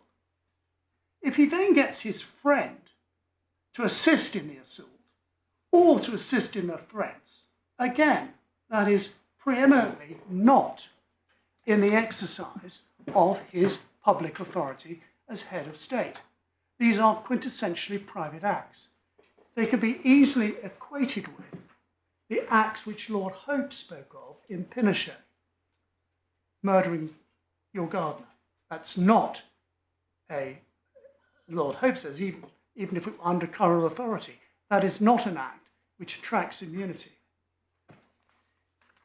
Or he goes further to say, even if he has people tortured for his personal gratification. In those circumstances, there are some acts which are so personal and private that they simply can't begin to engage the public capacity of the head of state. So in this case, what the judge was looking at is starting off, well, is the defendant acting as the head of state when he is harassing or abusing in a domestic circumstance, a former partner? Well, the obvious answer can only be, and it permits of only one answer, no, he wasn't. That is the course of conduct. You then say, well, if I get my friend, General Roldan, to do that, have I transgressed into state immunity? The answer is no, because it's still not an act which is taken out in his public capacity. Now, if General Roldan then uses the CNI to assist his friends, it still hasn't reached the position or the hurdle that the defendant was acting in his public capacity or under colour of authority. Uses the CNI with the knowledge and consent of the defendant, as that's pleaded. Not just General Roldan happens to use them, but uses them with the knowledge and consent of the defendant. Exactly, Mel. So that is the That would defendant. not be under. That is the defendant being complicit, if I can use a neutral expression, in the use of state actors. But it's not his act in exercise of his public authority. So, in those circumstances, because it's not his act in exercise of his public authority, it doesn't transgress the requirement of the test in section 14(1)(a). So even that, in those circumstances, because it is not his act in his public capacity, and the colour of authority does not suddenly become some panacea which covers all these areas, which suddenly allows state immunity to encloak every act that the defendant carries out. So in those circumstances, it's where you draw the line. And it's a factual line which has to be drawn. And in these circumstances, we say the judge was entitled to draw that line. He directed himself correctly. I'll come to some of his further directions. And he was entitled to come to that conclusion. And he was entitled to come to that conclusion, as he did, on the pleadings before him. So, the judge has made a correct statement of the law and a correct application to the fact at paragraph 74 of the judgment. Now, in place of a citation in 74, he references Mallon, which I've explained to you, and it's a clear indication that he had firmly in mind the colour of authority test, because Mallon has no other authority other than the colour of authority. When the constable is either acting privately, no immunity, under colour of authority when he uses his badge to arrest the consul, ostensible authority. So we do say, importantly, the entire section between 69 and 74 of the judgment does consider and applies the colour of authority test by reference to who it was that actually carried out the acts. Now, my own friend says, well, yes, the judge did get it right then. And what he has to look at, who it was that actually carried out the act said to amount to harassment. And this is looking at whether or not these were acts in the defendant's public capacity. And the findings at 72, which he says, as matters stand, I'm very far from convinced there could be any claim to functional immunity on the grounds advanced by the defendant, indicates that same correct position. And at 74, when he said the remaining pre-abdication acts of alleged harassment, that's paragraphs 19 to 23 of the particular claim, cannot attract any functional immunity. So in summary, he said the correct test is Jones. He's cited it from Serkis, which he says he's followed. And he's demonstrated a correct understanding of the case of Mallon. And what he's focused on, which he correctly focused on, was whether there was any functional immunity. Because if there is no functional immunity, and I think my lone friend would accept this, there can be no question of him acting in his public capacity, because it has the same import. It is the acts which are important. So we do say the judge did not misdirect himself, and he obviously came to the right conclusion. What my lone friend is effectively saying is the judge got the wrong answer, and he relies on the outcome in the cases of Serkis and Fayaz al-Attiyah. But those facts, as I think I've just shown the court, are completely different and involved, on the other side of the Act, obvious sovereign acts. It could not ever be said to be private acts, namely the promulgation of the Decision 105 and the determination to put the Serkis family as related parties into the bailout. Now, my learned friend says, and this is the point which I think has been put quite forcefully to me, my lady,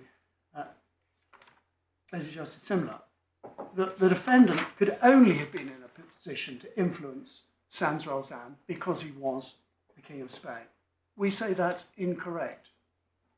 This is a factual matter on which the defendant has adduced no evidence. It's contradicted by the pleaded facts. And in March 2019, the defendant, and it is mentioned in the pleadings, has described him as his great protector and close ally. So it's clear that he was dealing with him as a friend rather than the head of the CNI. Can I just, I do want to take you to the concession which was made below on functional immunity. Would you just give me one moment? I just got slightly out of... If we look at the supplemental bundle, tab 6,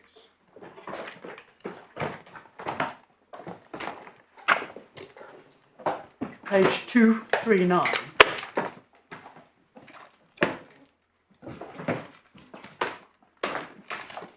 learned friend simply glosses over this, but it was obviously clearly in the mind of the learned judge below, how is this to be equated with functional immunity? And if we go to 239, it's internal page 62, lines 11 to 18. Mr. Justice Nicklin, he either has ratione personae protection, and on your argument he continues, and subject to any intervention that I cannot foresee at the moment, he will continue to have that immunity. But what I mean by hybrid is the notion that he could, in his day-to-day affairs now, attract a form of ratione materiae. Sir Daniel, Mr. Lewis has our case correct. We are not advancing a functional immunity. Right. As earlier said, they had disavowed any reliance on functional immunity. And if we go over, this is reiterated at bundle page 250, internal page 73, and I just pick it up from the bottom of the page, at line 25. Mr. Read from line 13. Well, I'll let you do it in reply. Mr. Justice Nicklin, well, in the first sentence that rationally... Sorry, I just need to try and get this in context. I realise you're tight for time, but just picking up the odd line makes it quite difficult to see in what context. Can I just draw the court's attention to line 25 on internal page 73, page 250. Line? 25, Mr. Justice Nicklin. Well, it's the first sentence, the ratione materiae protects all acts which the head of state has performed in the exercise of the functions of government. Do you dispute what Lord Hoffman is doing in that paragraph? He is not disputing that as the proposition. He is saying the exceptions to it are narrower than Lord Hope had suggested. Now, Sir Daniel then sets out arguments on Pinochet and Jones. And if we go over the page, bundle page 251, Mr. Justice Nicklin asks Sir Daniel at line 4, in what we're looking at the moment is a rather more difficult question. As if you are wrong about that argument and you're looking for immunity to protect the acts carried out by the defendants whilst he was king, then you're having to look at ratione materiae. Sir Daniel, my lord, that is not our case. That's because Sir Daniel was arguing, not very promisingly, indeed erroneously, that it was ratione personae throughout. Yes. And that muddied the whole debate, and you spent quite a lot of the time at the have read all this transcript, putting the judge right on that and explaining it. But what Sir Daniel was saying in the course of that was muddied by the fact that he was saying essentially it's all ratione materiae.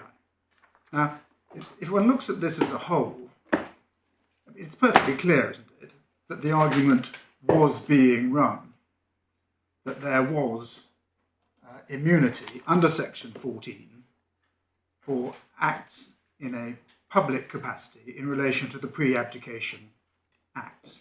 And whether or not things were said in relation to ratione materiae or functional materiality, that was clearly something that was being maintained throughout. The judge clearly thought so. He set out in his judgment that that was the argument that was being made, and that was the argument that was being made. Are you seriously suggesting that this point simply isn't open to them because it wasn't run below? No, I can't go that far, my lord. Why are we on this point? I just wanted to show, my lord, where it was put, that effectively the way it was put below weakens the argument that there was any, shows that there was a clear lack of emphasis upon any functional immunity below, which has now become the focus of this appeal. And so when my learned friend is criticising the judge... Only because that wasn't the label that Sir Daniel was using. But the criticisms... Not because the substance was any different from what's being argued before us. Is that fair? It is fair, save that my own friend has carried out a trenchant criticism of the judge, saying he has not dealt with this properly, when in fact we say the judge has dealt with it, and against the backcloth of that, the judge was told in terms that functional immunity was not in play. So one has to look at, when Malone friend says, well, he hasn't dealt with any, he hasn't mentioned the word kind of authority here. In the overall context, and when one has the backcloth of the fact that there was that then somewhat concession made. And I accept all the points Malone raised, that we were fairly astonished at the way it was put in front of the judge at that stage. But it becomes an unfair criticism of the judge when he is delivering a careful ruling to say, well, he's ignored all this, when there was certainly confusion as to the way in which it was being put, and that functional immunity was not being argued in that matter. I think, I'm not sure, I'm conscious of the time, so what perhaps I need to move on to my section 5 argument. Now, the section 5 argument is a jurisdictional question. It's no good, my own friend, simply saying, oh, this was taken late, and all the rest of it, you know. This is a jurisdictional argument. It's binary. It's either right or it's wrong. There's either immunity or there isn't. There is no discretion in the court. If this is a personal injury case, then the exception applies. And the exception applies only if your lordships have already rejected all my other arguments on the fact that the judge was right as a finding of fact to find that this was not under colour of authority. So it's a jurisdictional question. The judge said that no psychiatric injury was pleaded. It's not technically correct. It is slightly pleaded, if I can put it that way. Paragraph? If we go to... I can't improve on the materials I have in front of me, but it was slightly pleaded. If we go to 56, paragraph 56(1) in the core one.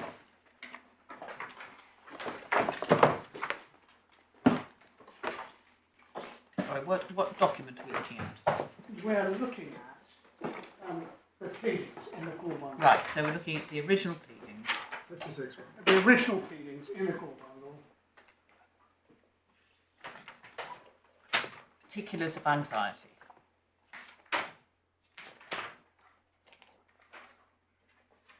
And under 56.1, we've got particulars of anxiety, which in itself says she suffers from sleep deprivation, frequent nightmares, arising out of a threat to her personal safety.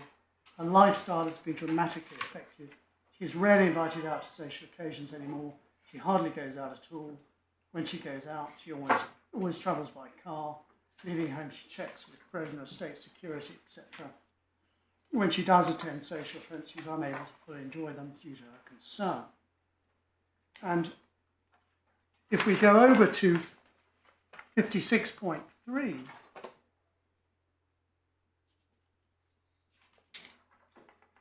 the defamatory remarks made by the defendant to the claimant's family, friends and business associates have caused the claimant emotional and psychological distress and depression. Now, psychological distress and depression is certainly within the ambit of psychiatric injury and damage. Which of the recognised disorders within ICD-10 or DSM-5 do you say is here pleaded? That is anxiety neurosis, and there is. May I just ask my junior to look, because he'll have the actual IC. There are various recognised disorders, of which anxiety is a symptom. There's social anxiety disorder. There's general anxiety disorder. But there are tests as to various symptoms which have to be satisfied for a diagnosis of either of those. And there's no allegation of either of those disorders. I'm just asking you whether you say that the necessary symptoms for the diagnosis of that order are there pleaded. As I said, it was lightly pleaded. They're not there in the black and white, but the point is, it is... Without beating about the bush, can we take that as a no? You can take that as a no. Thank you. But it is raised as an issue. Wow. No, it's not. Well, anxiety is raised as an issue, but anxiety as an element of a psychiatric injury, I think you're conceding is not. I mean, no one's saying that. I think that's a very fair concession. I don't think you're... And nobody's saying that anxiety isn't miserable and deeply distressing. But what we're looking at is whether it's being pleaded as a psychiatric illness that will amount to a claim for personal injuries. But there has to be a little bit of reality. And it isn't. Sorry, my lady. Sorry. I mean, we do say there has to be a bit of a reality here. We can't treat this like some sort of final position in an unrealistic way. I'm interrupting you again, but these proceedings that we're dealing with today are obviously very serious, they're very high profile, and they have cost an absolute fortune on both sides. And indeed, we received a letter only the other day saying we're not going to put in costs estimates because they're so vast that once we get to the end of this, it'll all have to come out in the wash. So I don't find it helpful to have a submission on the lines of, well, let's not take the pleadings too seriously. Not an attractive submission, if you don't mind me saying, Mr. Lewis. Well, it's difficult to envisage that this case will not proceed as one that should be treated as personal injury, because she will, once the stay is lifted. And that's the reason no amendments have been made, because we're subject to a stay at the moment, all these matters. Can't go back before the judge. She'll seek permission to set out her amended particulars. It is unreal to think, in the light of medical evidence and the expert report, which isn't before the court, but it's an unreal position to say that when an amendment is going to be made on expert evidence that the claimant has suffered psychiatric injury, it is a device, as my learned friend says, on her part to seek to avoid immunity. Well, we can't proceed on that basis. We haven't got a verified amended pleading before us. We haven't even got the medical evidence. And there may arise at that stage further arguments which, if you fail at this stage on whether it's a personal injury claim at the moment, would arise on an amendment relating to the causative effect of acts within the UK, the causative effects of the pre-abdication acts, and so on. But to invite us to proceed, as I think you're doing now, on the basis we shouldn't worry too much about the formal position, because it's bound to be the case that in due course it will proceed as a personal injury claim. It seems to me to be one which is simply not open to us on the material we've got. But tell me why I'm wrong.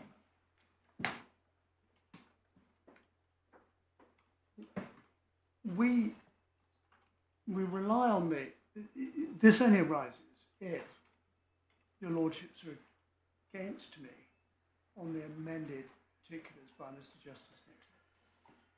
So that if it was properly within his case management powers to allow the amendment,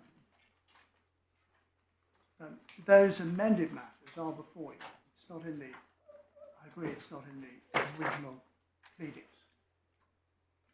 So I should say perhaps a few words about the... Sorry, I'm very confused. Yes, I this don't arises, understand doesn't it, that. even if you're wrong on everything else. Yeah. This arises if the King was acting in a public capacity. Nevertheless, you say, Of course immunity it does, is of removed course. under Section 5. Yes, of course. No, of course. But in any... But... I'm really sorry, I've just lost my train of thought there. It was on... Of course, this is the exception which is engaged if state immunity otherwise arises and it was a sovereign act and the exercise of sovereign authority. Yeah. So this is the fallback position, which we say is a position which is dealing with. If the amendments, which we haven't looked at in any detail at all now, because we've been looking at the original pleadings, Don't worry, we all have. were allowed, as opposed to this court solely proceeding upon the original and went on the amended, well then the personal injury claim is properly before the court. Is that right? Where is it? Where is this in the amended pleading? It's not in the draft amended. pre-amended pleading. So it's not in the amended, Not in the amended. It's not in the amended, it's in the for which there is draft no permission. re-amended. And there's no application And no to make the amendment in terms of the re-amended pleading. There has been no application yet because of the stay in the proceedings. And all the unagreed bundle is On the an unagreed bundle. indication That's exactly that is a case that you would like to run in due That course. is the case that we would like to run in due course. So I'm not quite sure on what basis you say we can proceed on the re-amended points of claim. It's part of the court's powers. If Sorry, Amendment is- what is part of the court's powers? If an amendment is possible which would cure any defect otherwise in the pleadings, it is open to the court to allow that. Now, what But we're you're not looking making that How can we without a application. medical report? Yeah, sorry. I mean, you're not making that application. You're not. Perhaps it's an Yes, earlier honestly, objection. yes. But we don't have the material on which to do it, do we? well, Lord, it's Can I just get the chronology right? yes. So we have the first set of particulars. You're then given permission by the judge to compose some amended particulars of claim. Yes. We have those tab 12 dated something like the 12th of April, I think. Yes, 12th of April. Yes. All right. So there they are. Now, in those amended particulars, there is nothing that improves, if I might put it, your slight pleadings on a personal injury Yes. claim for the purposes of Section 5. Yes. All right. So then a stay comes into play. So subsequent to the stay, we have no applications and no further pleadings. Now, that's not directly a criticism because you've drafted them, they're in the unagreed bundle, but because of the stay, you've not made any further applications. I'm certain that's correct. But those behind me. I think your junior's shaking his head at me. I think he says I'm wrong. I'm not sure it's the result. Not sure it's the I result don't of think the it's because of the stay. Oh, I think isn't it's it? because of No. the stay. Oh, No. okay. Was That's that too generous, tidy? That was very too generous. tidy of me, was it? It's almost right, my lady, according to Thank you. a lady who has an encyclopedic knowledge of these matters. The draft re-amended particulars were served on the other side just before the stay. came But into without the force. benefit of an application or permission. It was asked, they were asked to consent to them. Were they? They were asked to consent. Well, They refused ever to optimistic. consent. And then the stay came into force. Okay, thank you. So, Right, I've got if knowledge that's the clear in my chronology. mind now. Thank you. I'm sorry, I do apologise. No, not at all.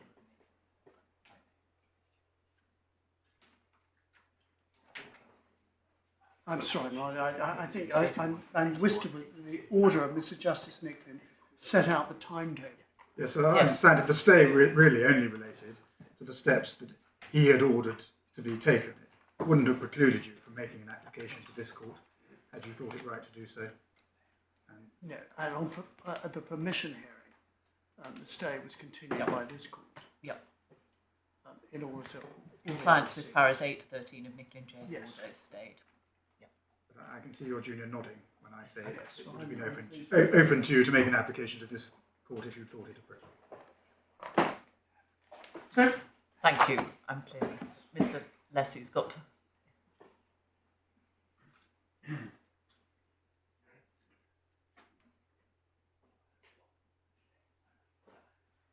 it's a nuance I don't think I need trouble your lordships with. So, just looking at time, give my learned friend some time to reply. Can we just take stock of where we've got to and our submissions in this? The test which the judge was required to carry out was a test to decide whether, under section 14(1)(a), the defendant, that's the defendant, no one else, was acting in his public capacity. And as I've made the point, that must be the context of his action and the course of conduct. And the course of conduct here, which was the harassment in a domestic situation of a former partner, is quintessentially a private act. It's said against us for those pre-abdication, well, he has used, or the pleadings say he's used the power of the state. What the pleadings say is that General Roldan used the power of the state. And one has to focus on whether or not any instruction given by the defendant to General Roldan would be in either an official act of the defendant or a ostensibly official act of the defendant. It doesn't matter whether we describe it in those ways of an official act, functional immunity, or public capacity. So that that is not the case we are advancing. And the judge was correct to find that, as a fact, that this was not under,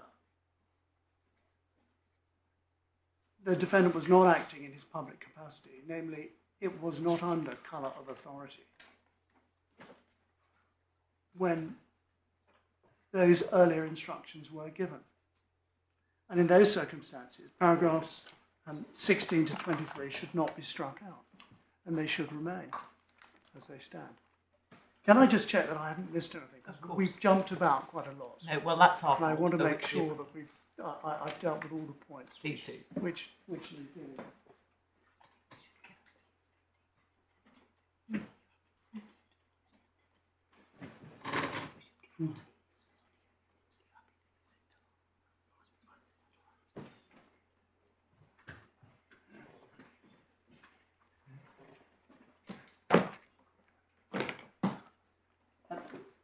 For completeness, Mr. Legg is keen to answer the question that my Lord, or Justice Popplewell, put to me about waiver of privilege. in that those paragraphs stand as they are as matters of evidence, or they will be put forward as matters of evidence in due course. So there isn't a waiver of privilege at the moment. You're not deploying them in this appeal. Is that the right way of putting it? Well, I don't think I can properly deploy them because, as my lordship's pointed to me excruciatingly on 4 or 5 occasions, there is no evidence here on this point. We just have the letter. So I think deploying is the language of the authorities on associated waiver. So you're not deploying them.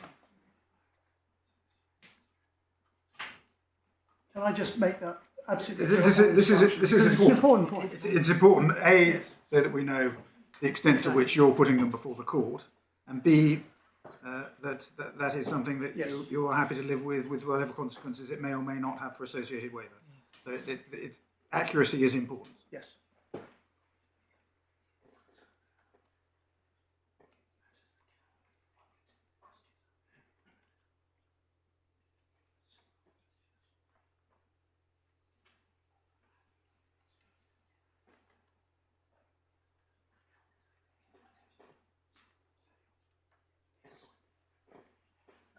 I have firm instructions. We are deploying those points.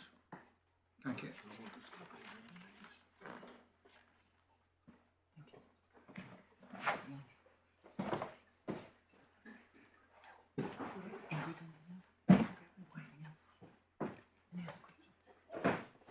Thank you, Mr. Lewis.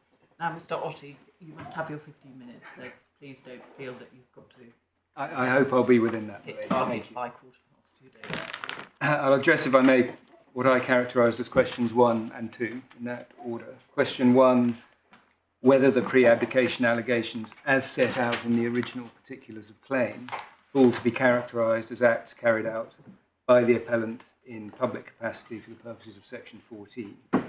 And the answer, we say, unsurprisingly, is yes, for all the reasons I gave earlier. I emphasise at the outset, again, the importance of focusing on the original particulars of claim. And I note one point of detail which may be the subject of further explanation if this is revisited at first instance. There are different statements of truth on the original particulars of claim and the amended particulars of claim, both bearing the respondent's name. It may well be nothing more than one is an original wet signature and one is an electronic signature. But in any event, we are entitled to focus our arguments, we say, on the original particulars of claim. And as to that first question, I'd wish to emphasise the following points in reply, if I may. And if I can have the liberty of doing so, also to give a reference to one of the points that came up in Lord Justice Popplewell's interventions when I was on my feet before. And that's the first point I wanted to make. Immunity attaches to acts or conduct, not just causes of action. And the reference for that is Circus at 45 to 46, citing earlier appellate authority. Sorry, the paragraph number? 45 to 46 of Circus. Secondly, the test of colour of authority is clearly established and does not appear to be in dispute. Thirdly, the test of colour of authority was not applied by the judge. Or alternatively, if it was applied by implication, it was applied incorrectly because the application proceeded by reference to a finding of ambiguity when there was none. Next, reference to Pinochet and the Vienna Convention on Diplomatic Relations do not, we respectfully submit, help. Pinochet turned, as the court knows, entirely in the context of a case about immunity from criminal process on the question whether the United Nations Convention Against Torture had to be taken to have changed the position of immunity which would otherwise have applied. That's the ratio of Pinochet. And it's a very long judgment. Very helpfully, Lord Hoffman sets out in Jones at paragraphs 89 to 94 what it does and doesn't decide. And it's in that context that he also expresses doubt agreed with by all of the other members of the Judicial Committee, with the observations of Lord Hope that my learned friend relies upon. Next, the submissions that my learned friend emphasised in relation to the question of analysing the precise express functions of the sovereign of Spain do not help determine the outcome in this case. It is clear on the authorities that lack of power on the part of the relevant state official in question is not a bar to either attribution upwards to the state or immunity from domestic proceedings applying. Reference to Article 62 of the Constitution does not help the respondent either. That was not an argument developed before the judge. It doesn't feature anywhere in his judgment. And to the extent it helps, Article 62(8) seems to contemplate that there is an official role in relation to the armed forces. For what it's worth, my instructions are that General Sayn-Roldan was indeed a member of the armed forces until his retirement in 2019, and throughout the material pre-abdication period we're concerned with. If one wanted further confirmation of the point that lack of power is not a bar to immunity and the content of a particular job description do not determine the reach of immunity, we get it from the Circus decision and we get it from the Fernando decision of the Divisional Court, which are each referred to for these purposes in paragraphs 45(2) and 55 of our skeleton argument. Belhadj provides no assistance. It was not a case when any foreign state official was a defendant before the court. And Alatir at paragraph 27 makes it clear that a state itself, as is obvious, does not need to be a defendant before it is characterised as impleaded. The concession point is, with respect, a hopeless one for all the reasons I gave earlier. In fairness to my predecessor, Sir Daniel, in a passage just above the one cited by my learned friend, he made it absolutely clear that he was focusing on the colour of authority test. This is supplementary bundle, page 250, lines 13 to 22. What we need to establish and convince your lordship of is that the alleged conduct of His Majesty in directing General Sayn-Roldan and in directing the CNI could not have been undertaken by anyone other than someone acting under colour of authority. It could not have been clearer. A huge amount of confusion appears to occur because of the deployment of Latin and the focus on Pinochet and all the rest of it. But if one had focused only on Jones, Circus and Alatir, and that passage in Sir Daniel's judgment, there could have been no doubt. And in fairness to the judge, he recorded Sir Daniel's submissions accurately in this regard and headed this section of his judgment, section 14, functional immunity.